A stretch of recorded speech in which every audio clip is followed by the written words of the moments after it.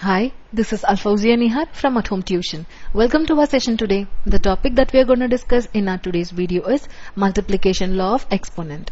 In this video, let us discuss how to simplify expressions with exponents using the product property of exponents and power property of exponents. We can simplify the expressions by applying several properties, and also we will be seeing how to multiply monomials. So before we get started, let us take this simple example. Please consider this example.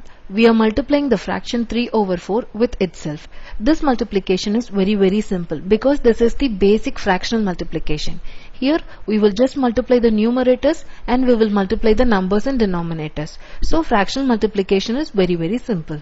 Please consider this next example. If we are supposed to multiply negative 2 by itself for 3 times, then we can easily multiply because the number of times we multiply is very small. We have to multiply negative 2 with negative 2, and again you have to multiply the answer with negative 2. So calculation will be very easy. So only thing you have to be clear here is with the rules of sign multiplication. For example, 2 raised to 4 means to multiply 4 factors of 2. So 2 raised to 4 means 2 times 2 times 2 times 2. Am I right? So please remember that an exponent indicates repeated multiplication of the same quantity. So this format is known as exponential notation. So this is how an exponential notation will look like. A is called the base and the number here is called the exponent. A raised to m means multiply m factors of a. A raised to m can be written in this way also. We just have to multiply a by itself m times. So this has to be read as a raised to mth power. Hope you're clear so far? So this is called the exponential notation. So in this expression a raised to m, the exponent tells us how many times we use the base a as a factor. So here is an example. So how can we rewrite this 7 raised to third power? This can be written as 7 times 7 times 7. Same way, this can be written as. So whenever you get a negative number, better to use parenthesis instead this symbol because it will be very clear and you will not miss any sign while multiplying. So before we begin working with variable expressions containing exponents, let us simplify a few expressions involving only numbers. 5 raised to 3 is nothing but multiply 3 factors of 5. Since all the numbers are positive, our answer is going to be a positive 1. So 5 times 5 times 5 is 125. Here is another example. 9 raised to 1. It means multiply 1 factor of 9, which is nothing but 9 itself. Hope you're clear with these examples? Okay.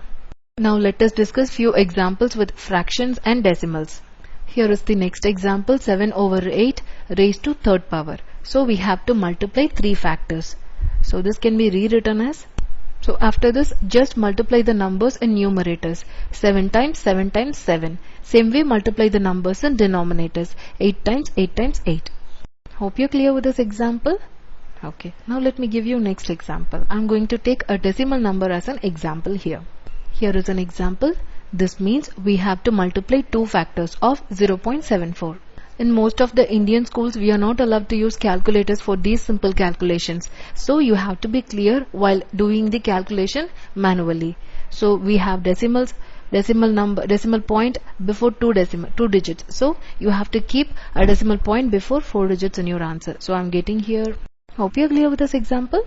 Now let me take an example with a negative number. I have posted 2 examples. Negative 3 of 4. It is raised to 4. So how can we work out this? You have to multiply 4 factors of negative 3. Am I right? So this can be rewritten as. So 3 times 3, 3 times 3.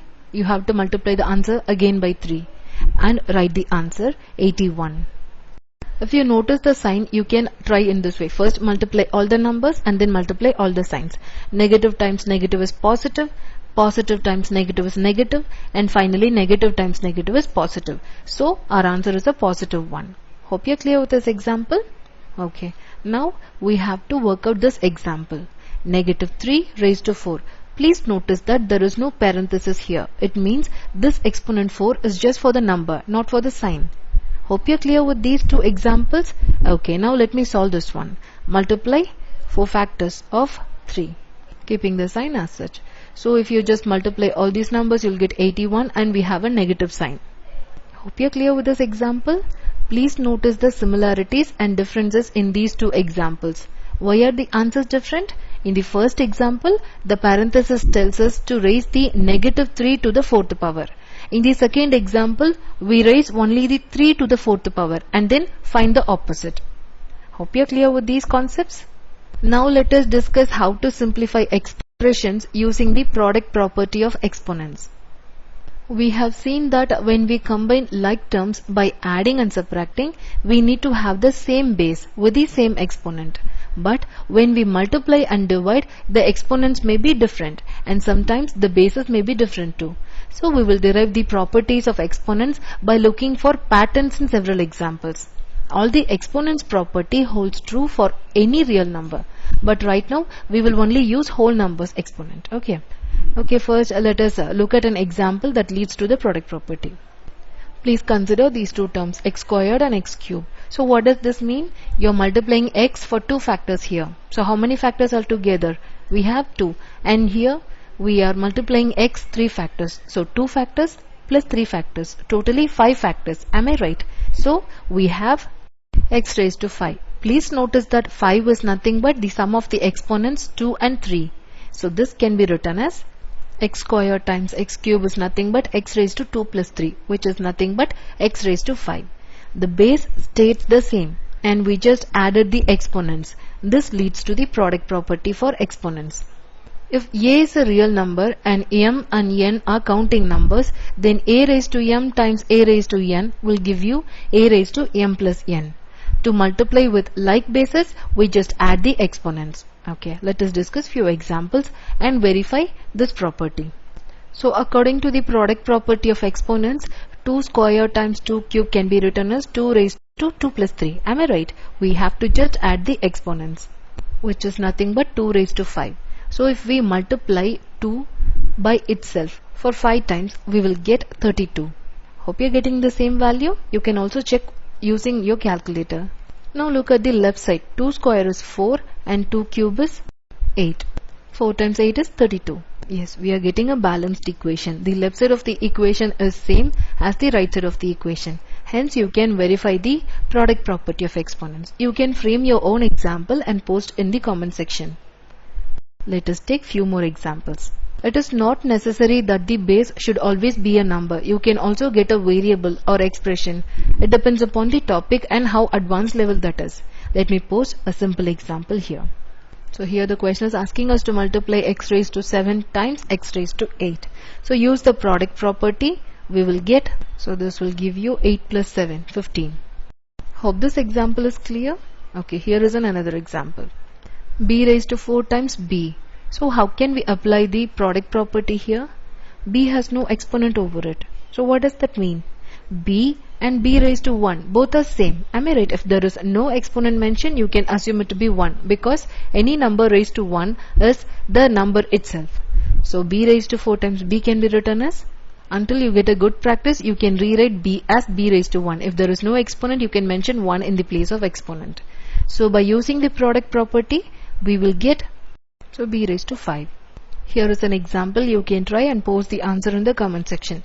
P times p raised to 5. So how will you get the answer? By using the product property of exponent. You can post me the simplified answer. You can apply the same product property for n times. Only thing is you should check whether the bases are same or not. If the bases are same, you can easily apply the product property of exponents. Here we have 3 terms. All the bases are same. So I'm just going to apply this product property of exponents. I'm just going to keep the base as it is and then add the exponents. So we can extend the product property of exponents to more than 2 factors. Hope you're clear with this concept. In case if you have any query regarding this topic, kindly let me know. We can discuss the second part of this video.